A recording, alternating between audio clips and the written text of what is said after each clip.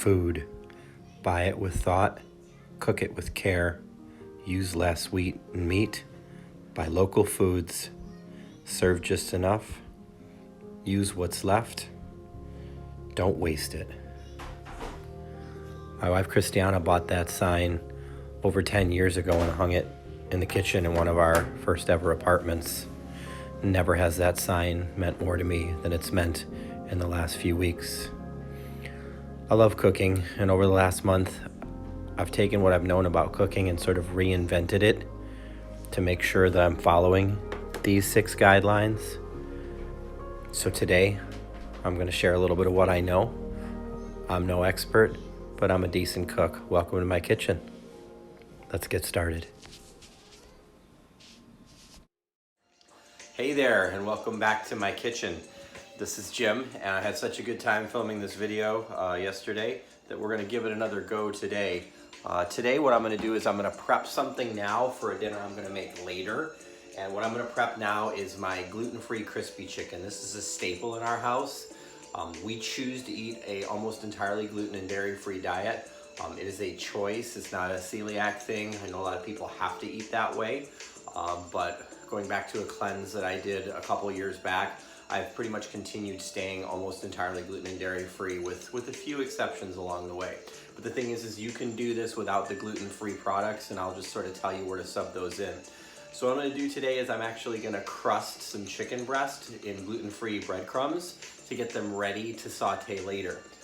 So I've got some key ingredients here. I've got my chicken breast. This is 1 pound plus about a quarter of chicken.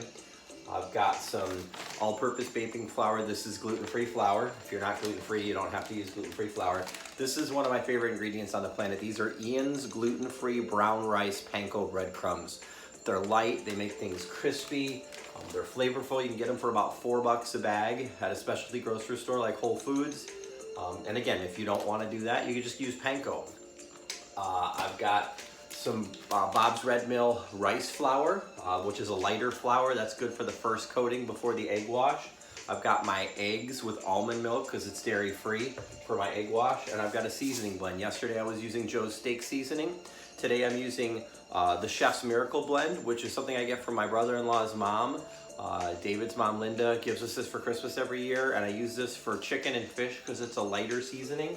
It's super good stuff. So I'm gonna get started here and show you how I quickly prep this to get ready to go. So I'm gonna open up my chicken, my area sanitized here. I've got my cutting board. Let me just give you a better view here. I've got my cutting board. I use a specific cutting board for raw chicken, and then I don't use this for anything else. You can do that or not do that, depending on how you feel at home. And I always make sure if I'm using a knife that I put a towel underneath my cutting board so it doesn't slide around. And that's especially when you're using a cutting board like this, it'll slide around a bit. So I'm gonna take my chicken breasts out. 2 beautiful, organic, boneless, skinless chicken breasts. And then I'm gonna get rid of this. I'm gonna wash my hands, making sure whenever I touch raw chicken or anything raw that's a meat product, I clean up. And then I'm gonna take these and I'm gonna fillet them. You can buy the chicken breasts already filleted, but they cost more money, and I actually find they're inconsistent in how they're filleted. So this is super easy to do. I just take the chicken breast, I hold my hand on the top, and then I go at the halfway point with a very sharp knife in, and then I start to peel it back, and I just take it the rest of the way. So I wind up with 2 chicken cutlets. Perfect. I'm gonna do the same thing with this chicken breast. Oh, cut that one a little too thick on one side so I can adjust. So now this has done 2 things. It's made a thinner piece, so it's gonna get crispier when I pan fry it. It's also gonna make it like 2 meals for 2 people instead of just 1. It's a big, thick chicken breast. I can stretch this out a little bit further, and right now, especially when we're trying to conserve our resources, doing things that conserve or stretch food out is super important. So I'm gonna wash my hands again. This is not the 20-second coronavirus happy birthday to you singing wash. It's just a sanitize and get the raw chicken off my hands wash. And my knife is still clean at the handle, even though the blade has touched raw chicken. So then I'm gonna season my chicken breast liberally. And I talk about seasoning liberally, right? So I'm gonna coat both sides of this chicken with seasoning, because that's where your flavors are gonna come in. And then we're gonna layer our flavors, okay?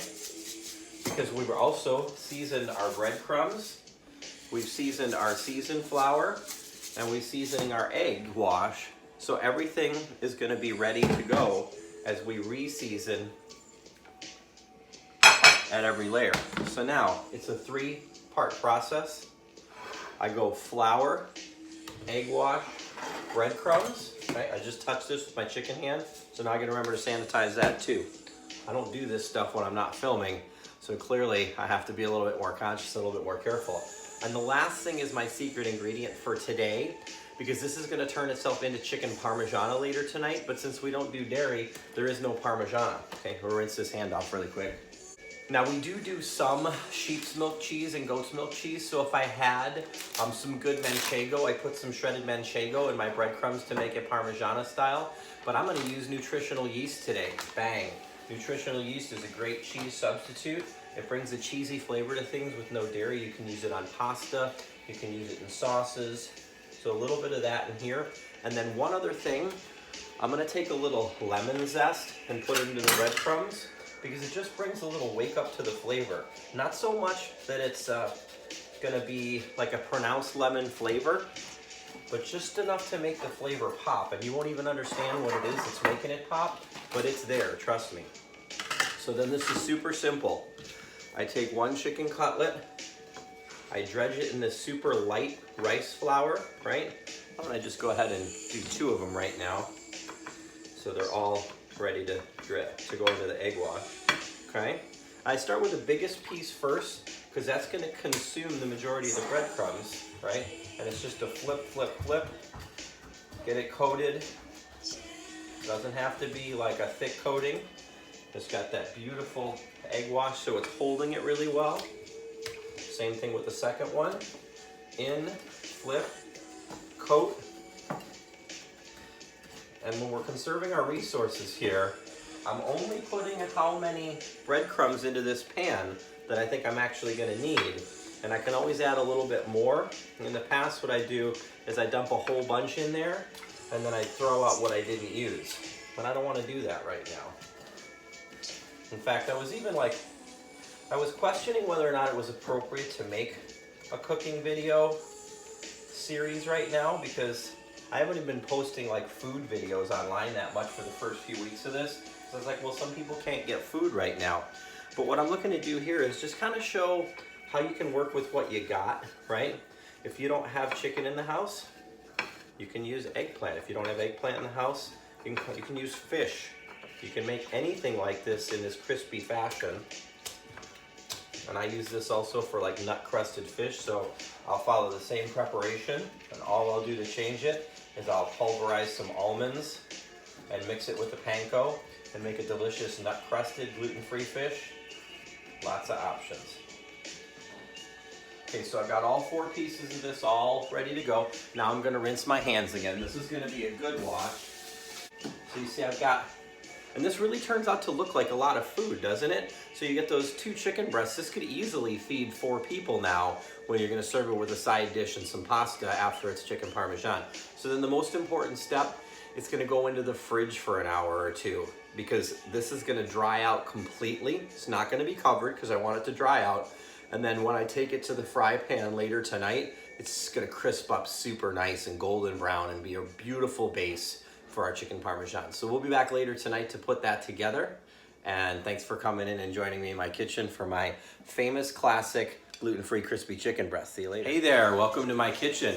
I had so much fun doing this yesterday. We're gonna do it again tonight. I'm gonna film a little video of what I'm making for dinner tonight. And tonight it's gonna be gluten-free chicken Parmesan. This goes back to my youth. One of my favorite meals when I was a kid, my mom would make her version of chicken Parmesan, which was a floured breaded chicken breast that she'd make in a sweet homemade tomato sauce and then melt cheese on it. And she used a Munster cheese back then because it melted really nicely. And then we'd have some pasta on the side and some green vegetable. So I've been making it myself for years now, and it keeps evolving. And the latest evolution is that it becomes gluten-free, because we eat a predominantly dairy-free and gluten-free diet here in our home. We don't do that by dietary requirement. We do it more by choice. Something going back to a cleanse that I've done a number of times, and when I did it 2 years ago, I just decided I was gonna stay in that place. More about that later, but we need to get on to chicken Parmesan. So I've got some things started already here. This is my mise en place, if you will, all the things I'm gonna need to make dinner tonight. Mise en place is a French term that basically just means everything in its place. And when you're cooking, I have no formal chef training, but I have a lot of good mentors in my life. The more things you have ready to go when you're putting your food together, the better place you're gonna be in when you're actually assembling things, because I like to think of cooking as a canvas. It's a palette that I can create from. So I put all my colors out onto my palette first, and then I create. And it's not technical to me. There are some things that are required from a technical standpoint, which you learn over time. But the more you let your mind go to places and create, like an artist doesn't say blue has to go here and purple goes here and orange and yellow. They just say, well, I think this will look pretty good here. So the first thing I'm gonna do is get my pasta going, because that's gotta be done and out of the way. So as I said, we do gluten-free here. I find that my best brands for gluten-free pasta are these two. This is Jovial, which is made in Italy, and this is Bio Nature, which is also made in Italy. Go figure, the Italians know how to make gluten-free pasta too. There are some other good brands though. I use Barilla sometimes, and I also use Trader Joe's. But when I'm having chicken Parmesan, I want a noodle that's gonna carry the sauce really well. So I'm gonna go for penne or tagliatelle. And I happen to have some of this great penne today, so we're gonna do that. First thing I'm gonna do is salt my water though. I'm gonna salt that water liberally with sea salt, because I want the salt to permeate the noodle, and I also want the water to boil at a higher temperature so the pasta cooks better. So I'm gonna put this in. I'm gonna give it a little bit of a stir so the noodles don't stick together. And then I'm gonna set my timer for 10 minutes, because I don't wanna get distracted and forget that's going on since I'm cooking other things at the same time. I'm gonna change my camera angle again and bring you down here to my workspace now. For music today, we're going with Carla Bruni Radio, one of my favorite Pandora stations. And Carla Bruni is a French-Italian actress slash singer. She was married to the president of France, a former president of France. Now they're still married, but I don't think he's the president of France anymore. And we like her music, and it's good cooking music. And since we're doing sort of Italian today, why not have some Italian music? So I've got an onion here, a half an onion, and I'm just gonna dice this. One of the easy tricks for dicing is to actually take your onion and slice it across the bias, and then also make slits in it like this. And some of you may know this, but if you don't, this is a good little trick. And that way, when you just kind of go down your onion here, you wind up with this fabulous minced onion, and you don't have to do any additional dicing. So I'm gonna add some olive oil to my pan here now, so I can start sauteing some onions here. We're gonna get that temp coming up. As I said yesterday, I like the temp to come up before I put stuff in there and to get that little sizzle. I'm gonna go back into my pasta now and give it a stir. And as I said, plastic or wood utensils. Gluten-free pasta tends to stick, so you really gotta move it around the pan quite frequently to prevent it from sticking. I'm gonna put that over there. So as this comes up to temp, I'm gonna show you some of the other ingredients that I have here. I've got some chopped garlic that's gonna become part of the pasta sauce, some oregano, and some crushed red pepper seed. Always gotta have the Joe Steak seasoning around. I've got some tomato paste here. I've got a couple different oils, and I've got my sea salt, and I've got a little bit of butter here. We're gonna get to all that shortly. So people ask me, should I cook with wine? And then they follow up by asking, should I cook with red or white?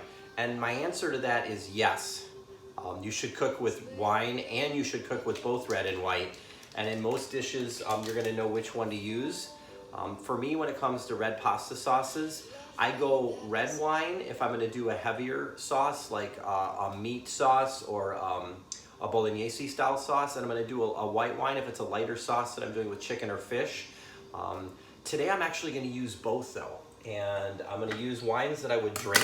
Doesn't have to be anything crazy expensive. Oh, I got some temp coming up here, so we're gonna go in with the onions. Now I'm gonna find another utensil. I'm just gonna move those around. It's a little too hot, so I'm going to take the heat down. While I'm here, I might as well stir my noodles again. And just let those saute, get some translucency going on there. So as I said, I'm going to cook with both red and white tonight. So I'm going to grab some white wine out of the fridge. I got a Stonefly Chardonnay here and some Estancia Cab. Both affordable, but very drinkable. I don't have the garlic in yet because I don't want the garlic to burn, but I am going to add some spice now. I'm going to add a little fresh oregano, some dried oregano. And I'm going to add some Joe's steak seasoning because that makes everything better. A little bit more, why not? And I'm just going to move this around.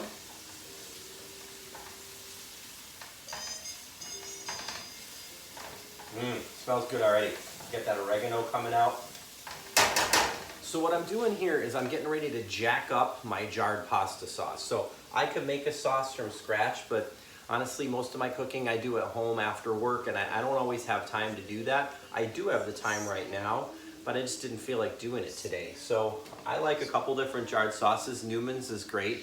This Newman's marinara is a great base sauce that you can then jack up. I also will use the Barilla marinara.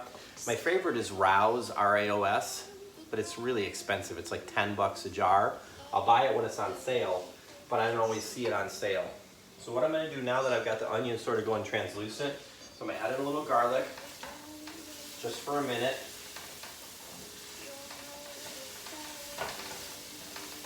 I'm gonna let that get going. And while I'm here, I'm gonna stir my pasta again because I don't want it to stick. Most of these gluten-free pastas say they'll cook in about 10 minutes. I usually find it takes more like 13 or 14. But you know, it's a case-by-case situation. So now that I got that going on, I'm gonna go in with some tomato sauce, rather tomato paste. And I like these things, I like my sauces to be really intensely tomato flavored. So I don't just use the jarred sauce, I use tomato paste, and I'm gonna deglaze the pan with both red and white wine.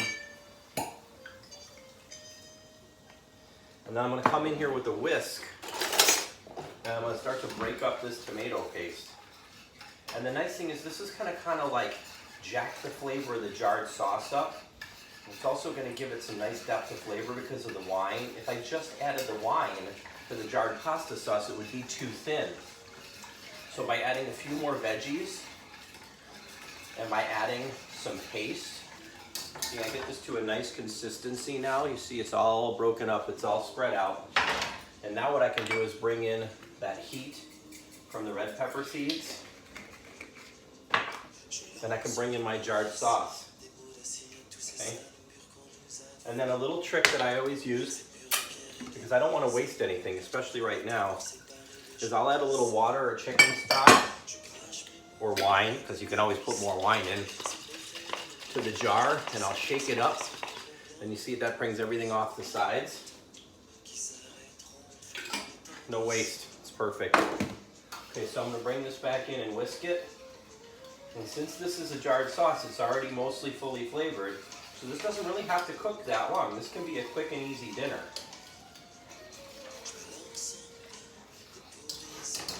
So once I've got that going, I'm just gonna cover it. And I'll let that simmer for a little while, and we still got these noodles cooking. It says I've got 3 more minutes on the noodles, but I bet it's gonna take longer than that. So I remember my dad always made pasta sauce on Saturday nights. So my dad didn't cook hardly at all, but the one thing he did do was he made regular spaghetti sauce on Saturday nights, and he would use a packet of, I think it was Lowry's brand spaghetti seasoning, and he would always use a lot of wine in his cooking too. And I think he used Gallo Hardy Burgundy, because we'd have a big jug, a 3-liter jug of Gallo Hardy Burgundy sitting around the house. My friend Guy Smith, who I used to work with at Gold Standard, called it Gallo Hardly Burgundy because it wasn't much of a wine, but it did the job. And I think the one thing I like to drive home in cooking is like use what you have. Like what I have here may be the perfect ingredients, but like if you don't have them, use what you have. You can use any kind of pasta, you can use any jarred sauce, you can use canned tomatoes.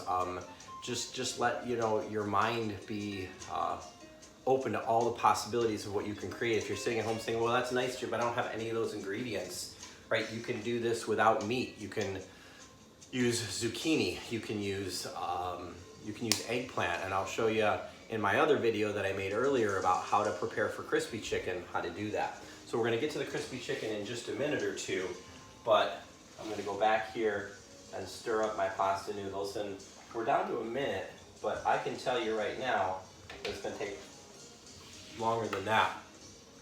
Yeah, they're probably 3 or 4 minutes out yet. So what I'm gonna do is I'm gonna start to get ready for the crispy chicken.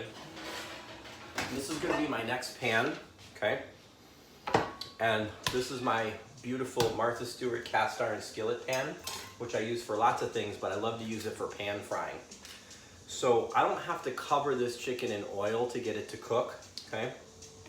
I only need enough to cover the bottom of the pan and come up maybe like 1/4 of an inch up the sides, because I've got very thin chicken cutlets, which you're gonna see in a minute. I'm using sunflower oil because it's a light oil that has a high smoke point. I don't like to use olive oil when I'm pan frying, if you will, because it's too intense. So this is almost ready to go, and what I'm gonna do now is I'm gonna show you my crispy chicken cutlet. So I prepped these earlier today, and I'll post up a video in the comments later about how to prep these, but these are gluten-free crispy chicken cutlets made with Ian's brown rice breadcrumbs, along with rice flour and an egg wash, and it's nicely seasoned. And I put those in the fridge for a couple of hours so they actually dry out more, and they're gonna get super crispy when we start cooking them for chicken Parmigiana. So those are gonna be ready to go into this skillet in just a couple of minutes. And I'm gonna check my noodles one more time. I thought about prepping these in advance and having them cooked, but one of the problems with gluten-free noodles is you really wanna have them not sitting around for a super long time. They're getting there. They're almost ready to go. So what I'm gonna do is, because I wanna get this crispy chicken going, I'm just gonna sub out here pans for a minute. And I'm gonna put my sauce in the oven, and I'll bring that back in just a minute. And I'm gonna start to heat up this oil. And then after I drain the pasta, I can put the pasta sauce back on and let it simmer some more. So this is gonna take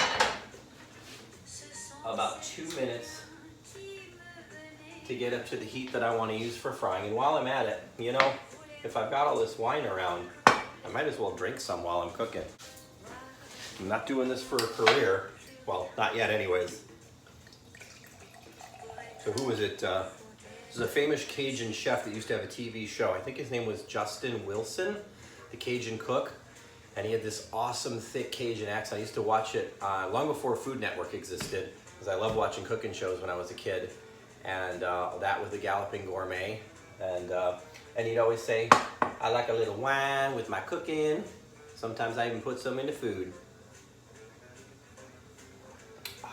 That's refreshing. So a couple things you want to do is you want to make sure this oil is really hot when you're going to start frying. And I guess one way I could do that is stick my finger in there, but that doesn't work out very well. And trust me, I've actually done that before, and it's kind of a bad idea, especially if I have too much wine while I'm cooking. But the other thing you can do is you can test it by putting some breadcrumbs in there and see if they start to sizzle. But what I like to do is I like to put a pat of butter in here for 2 reasons. One, because when the butter starts to melt, I'll be able to see that sizzle, and I'll know that the oil's hot enough to begin the frying process without soaking into the breadcrumbs. And it'll also give me a little extra browning technique, because that butter fat will help the chicken breasts brown more than they would otherwise brown if it was just going to be the oil. So I can watch this and get ready to sizzle, and I can go back to my pasta again and check that again, because now it's probably been 12 to 13 minutes. Yep, and it's spot on. It's got a little crunch to it still. Not crunch, but texture, I should say. So I'm going to drain this right away. And I'm just going to rinse it once really quick. Most of these pastas say don't rinse them, but I actually don't believe that. They've got a little sliminess to them, especially the gluten-free pastas, so I'm going to rinse them once. It takes off some of the saltiness, but I'll put more salt on it. I can do that. All right, so that's going to sit there for a few minutes. And what I'm going to do is I'm going to get my pasta sauce back out. So you got to get creative when you got these small workspaces. And I've been doing this in this unit for 6 years now. So when you have no counter space and you like to cook, you just figure some stuff out. So you can hear that oil pan sizzling now. So I'm gonna take these beautiful crispy chicken cutlets. See, they're nice and thin. I'm gonna set them here in the pan. And I can feel how dry they are, so that breading is really adhered to the chicken breast. And you can see there's just about halfway up the side of the chicken cutlet. So it's gonna cook half on this side, and then I'll flip it, and halfway on the other side. Pretty cool, huh?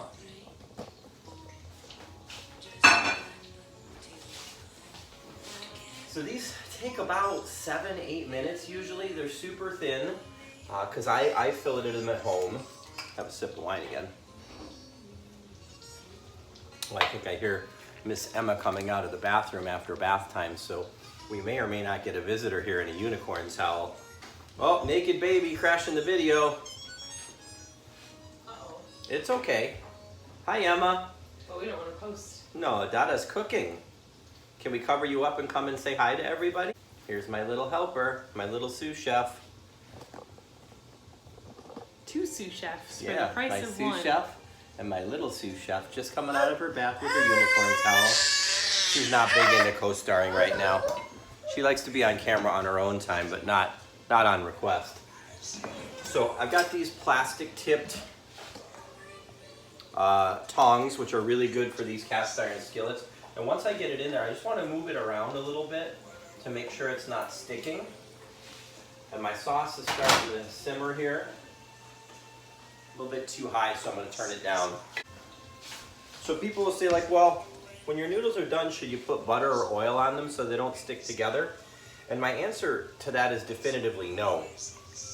Because if I put butter on these noodles or oil on these noodles, then they're going to repel the sauce when I bring it in later. I just tasted the noodles and they didn't get quite as salty as I wanted them to from the salt water. So I'm going to actually salt them again right now. And then what I'm going to do is I'm going to put a little bit of sauce on them, because that'll prevent them from sticking together. And the sauce is basically done. So if I just mix a little bit of sauce here into the noodles and keep them covered, they're not going to continue to cook. They're not going to get all stuck together. And then I can just warm them up a teeny bit when I'm ready to put the food together. So I'm going to take that and put it back in my oven, since I don't have any place to keep it on the counter. And the oven's not on, it's just kind of holding it in a nice even temp state. I'm going to wipe my hands off here.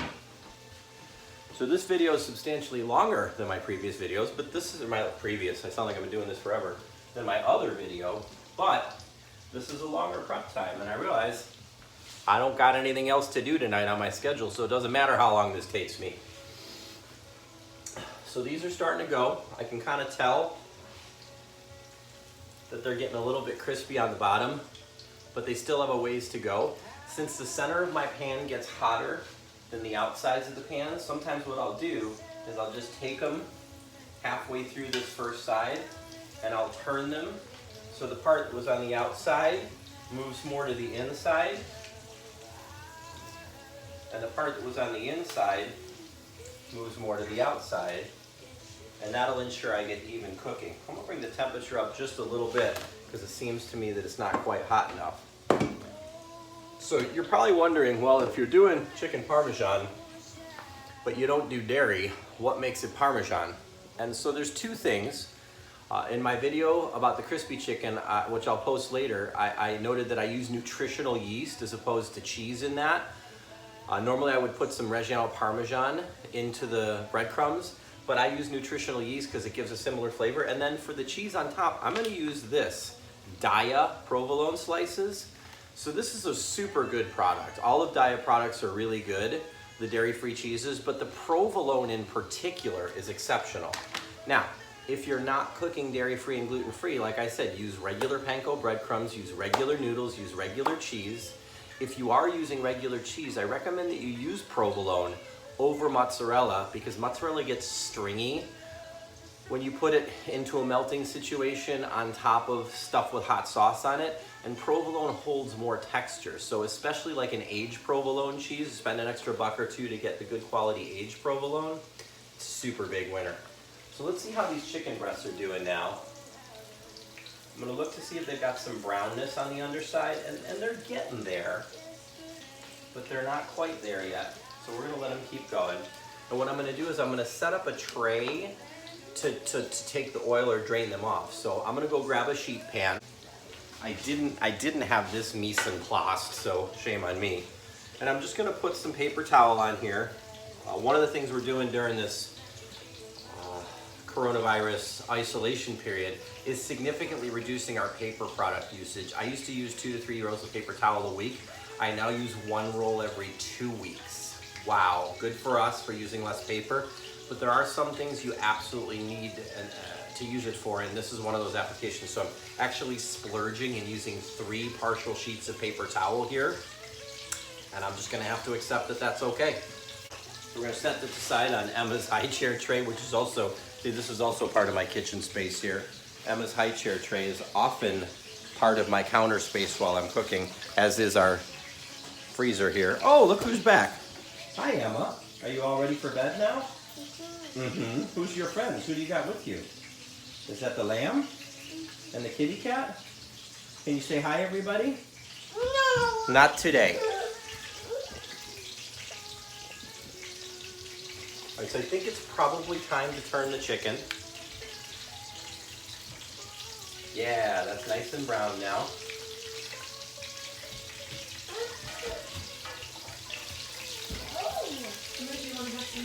And I'm going to show you how it looks.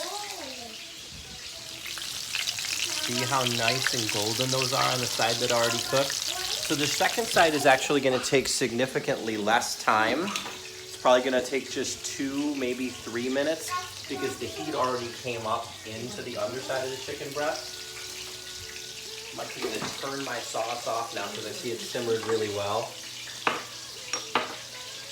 Now I also had this farfalle, and for me, farfalle doesn't do it with a red sauce as much as a white sauce, so I tend to use farfalle when I'm doing things like spinach and veggie pastas with chicken in it.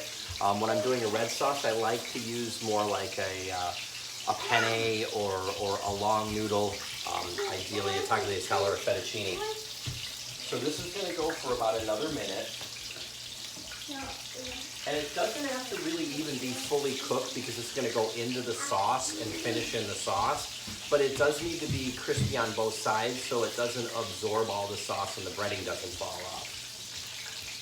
So I'm probably going to go like another 35, 40 seconds over here. Christiana's going to come in and guess and take a look at how we're doing here. I'm so excited. Isn't this exciting? Sunday night dinner, so you know this is going to be really fun. I'm glad that you haven't gotten too famous yet for me to come and crash your videos. Well, I think we're going to keep it this way. We're going to be cooking at home. Cooking at home is a lot of fun. So I'm going to grab my draining sheet now. And I'm going to take the chicken and the oil side down. I'm going to leave that one in another minute because it's really thick. Hi, Emma. What you got there? Careful, Emma. That's beautiful. Got hot food. Hot food. Okay. Gotta cook some chicken. Okay, now I'm going to set that aside for just a minute. And I'm going to get this hot pan out of the way because when you got a toddler in the house, you don't leave any hot pans anywhere. So like I said, the oven is not on. So I can safely put that in there. I can take the pasta sauce back out. Kill the heat on that side. And now what I'm going to do is I'm simply going to put the chicken into the sauce I put together. So I'll take these breasts and I'll set them into the sauce. And I'm going to grab my ladle. I'm going to spoon a little sauce over the top. Oh, yum. I wish this video came with smell-o-vision. Smell-o-vision, yeah. Because it's really so good. I mean, the smell of garlic and onion cooking in your house. Doesn't even matter what's underneath or going with the garlic and onion. It's epic. All right, so the last part is to turn the heat back on here. We're gonna let that simmer for about 5 to 10 minutes. And while it's simmering, I'm gonna take my Dia provolone slices. I'm gonna break them in half because I don't want them to hang over the sides too much. And I'm gonna put them on 2 out of the 4 pieces because I wanna put it on the other pieces when we have it for dinner tomorrow night or the next night so the cheese doesn't all melt and fall off. So the 2 pieces we're gonna eat tonight will already have the cheese on them, and then I'll just do it all over again when I do them tomorrow. So that's how we put together our gluten-free Parmesan chicken. We're gonna show you the pan here one last time. Yee. I'm like a... And that's gonna simmer for about like 5 to 10 minutes. And there's my penne noodles all ready to go. Yum. And when it's done, we'll put it together on a plate with a nice green vegetable like some green beans or asparagus. Or maybe we'll just make a green salad and serve that. And of course, Look at, this is my... we'll have a little wine. This is the Jim was here, right here on the drawer. Yeah, right there, the tomato sauce. Like I said yesterday, I'm a good cook, but I'm not a neat cook. So thanks so much for joining us in the kitchen tonight. Yay! Thanks so much for being with me, Christiana, and I think we'll keep doing this every once in a while just to have a little bit of fun. So welcome to our kitchen. Love you all. We'll see you again soon. Bye-bye.